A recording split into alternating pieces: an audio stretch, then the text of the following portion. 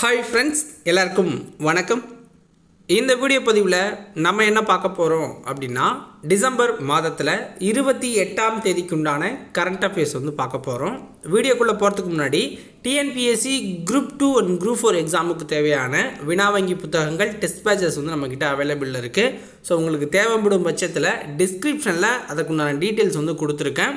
தேவைப்படுறவங்க கான்டாக்ட் பண்ணுங்கள். ஓகேவா? வாங்க இன்னைக்கு வீடியோக்குள்ளே போகலாம். முதல் வினா: அனைத்து மக்களுக்கும் பிரத்யேக எண் வழங்கும் மக்கள் ஐடி என்னும் திட்டத்தை செயல்படுத்த உள்ள மாநிலம் எது? அனைத்து மக்களுக்கும் பிரத்யேக எண், அதாவது ஆதார் கார்டு மாதிரியே ஒரு மாநிலத்தில் கொடுக்க போகிறாங்க. ஓகேங்களா? ஸோ அந்த திட்டத்தை செயல்படுத்த உள்ள மாநிலம் எது? ஆன்சர் பாருங்கள். தமிழ்நாடு தான் இந்த திட்டத்தை கொண்டு வராங்க. ஓகேங்களா? மக்கள் ஐடி அப்படிங்கிற திட்டத்தை செயல்படுத்த போகிறாங்க. அதுக்கான ஒர்க்கை ஸ்டார்ட் பண்ணியிருக்காங்க. ஓகேங்களா? ஒப்பந்தத்துக்கு கோரியிருக்காங்க. அரசின் சேவைகளை பயனாளிகளுக்கு விரைவாக எளிதாக வழங்கும் நோக்கத்தில் இந்த திட்டம் தொடங்க இருக்காங்க. தேசிய அளவிலான ஆதார் அட்டை போல தமிழகத்தில் வசிக்கும் மக்களை வயது, பாலினம், சமூக அடிப்படையில் கணக்கிட்டு 10 இலக்கத்திலேருந்து 12 இலக்கமான எண் அதுக்கு கொடுப்பாங்க. ஆதார் கார்டில் இருக்க நம்பர் மாதிரி. ஓகேங்களா? ஸோ 2013 இந்த திட்டம் ஆளுநர் உரையில் இடம்பெற்றுச்சு. அடுத்து பார்த்தீங்க அப்படின்னா 110 விதியின் கீழே எடப்பாடி அறிவித்தார். 2013 நவம்பர் 29 அரசாணை அப்படிங்கிறது வெளியிடப்பட்டுச்சு. இதற்காக மக்கள் என்ற பெயரில் ஒரு செயலியும் உருவாக்கியிருக்காங்க. ஓகேங்களா? அதில் என்ன பண்ணுறாங்கன்னா, மக்களின் ஆதார் விவரங்களையும் ஒருங்கிணைக்க முடிவு செஞ்சுருக்காங்க.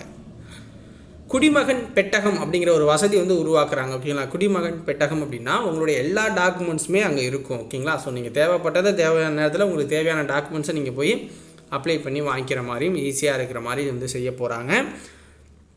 அடுத்தது இரண்டாவது வினா: வனவிலங்குகளிடமிருந்து பயிர்களை காக்க தொடங்கப்பட்ட புதிய திட்டத்தின் பெயர் என்ன? வனவிலங்குகளிடமிருந்து பயிர்களை காக்க தொடங்கப்பட்ட புதிய திட்டத்தின் பெயர் என்ன? ஆன்சர் பாருங்கள். ஹெர்போலிவ் முறை அப்படிங்கிறது தான். ஓகேங்களா? ஸோ இது என்ன அப்படின்னு பார்த்தீங்கன்னா, நம்ம பயிர்களை விலங்குகள் சேதம் பண்ணுதில்ல. எக்ஸாம்பிள் இப்போ சோளம், இது மாதிரி சில பயிர்கள் போட்டிங்கன்னா காற்று பன்றி போல தான் நம்ம டேமேஜ் பண்ணும்.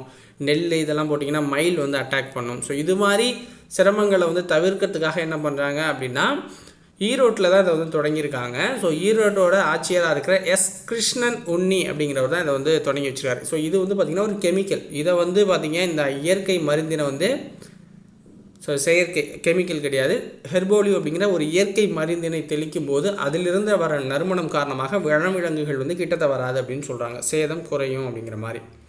இந்திய வேளாண் அறிவியல் நிலையம் சார்பில் தான் இது தொடங்கப்பட்டிருக்கு. ஓகேங்களா?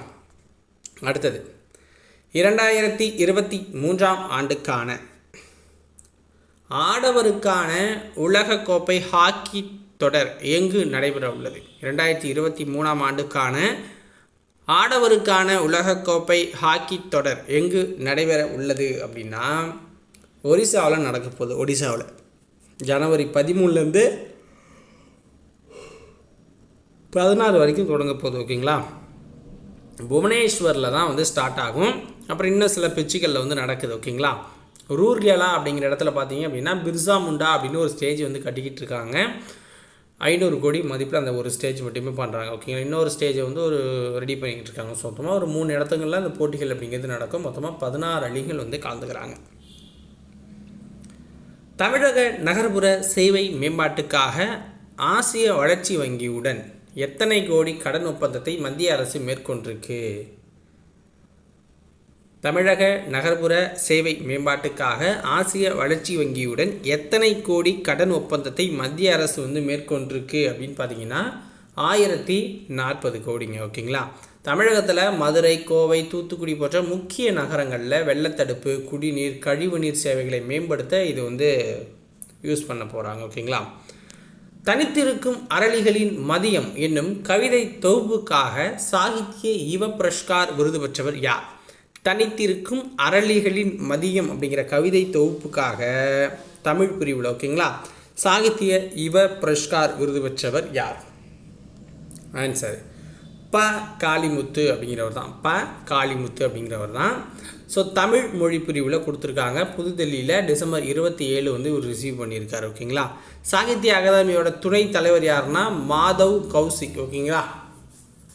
அடுத்தது, இணைய வழி விளையாட்டுகளை நிர்வகிக்கும் பொறுப்பை மத்திய மின்னணு தகவல் தொழில்நுட்ப அமைச்சகத்துக்கு வழங்கியிருக்காங்க. இணைய வழி விளையாட்டுகள் அப்படின்னா இணையத்தில் வர எல்லா விளையாட்டுகளுமே இந்த அமைச்சகத்துக்கு கீழே கொண்டு வந்திருக்காங்க.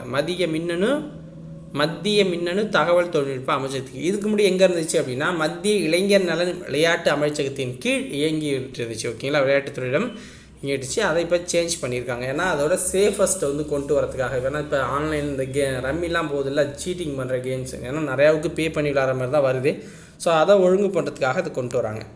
சூரியனுக்கு மிக நெருக்கமாக இருக்கிற ஒரு நட்சத்திரத்துக்கு பார்த்திங்க அப்படின்னா முன்னாள் பிரதமர் வாஜ்பாயோட பெயரை வந்து சூட்டியிருக்காங்க. சூரியனுக்கு மிக நெருக்கமான இருக்கிற ஒரு நட்சத்திரத்துக்கு வாஜ்பாயோட பெயரை வந்து சூட்டியிருக்காங்க. பூமியிலேருந்து 392.01 ஒளியாண்டு தூரத்தில் இருக்குது. ஓகேங்களா. பூமியிலேருந்து 392.01 ஒளியாண்டு தூரத்தில் இருக்குது. இது வந்து பார்த்திங்க அப்படின்னா நம்மளாவே வச்சுக்க முடியாத பேர். ஸோ இது சர்வதேச அந்த மையத்திட்ட வந்து பார்த்திங்க அப்படின்னா அப்ளை பண்ணணும். ஸோ அவங்க ஓகே பண்ணதுக்கு அப்புறம் தான் அந்த பேர் வந்து ரெஜிஸ்டர் ஆகும். ஆல்ரெடி ஓகே வாங்கிட்டாங்க. ஸோ ரெஜிஸ்டரும் பண்ணியாச்சு. ஓகேங்களா. ஸோ இதோட இன்னைய கரண்ட் அஃபேர்ஸ் வந்து முடியுது.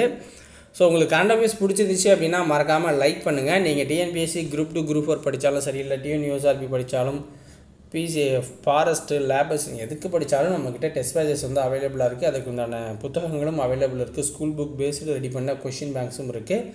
தேவைப்படுறவங்க டிஸ்கிரிப்ஷனில் இருக்க டீட்டெயில்ஸ்க்கு கான்டாக்ட் பண்ணுங்கள் மக்களே. நன்றி, வணக்கம்.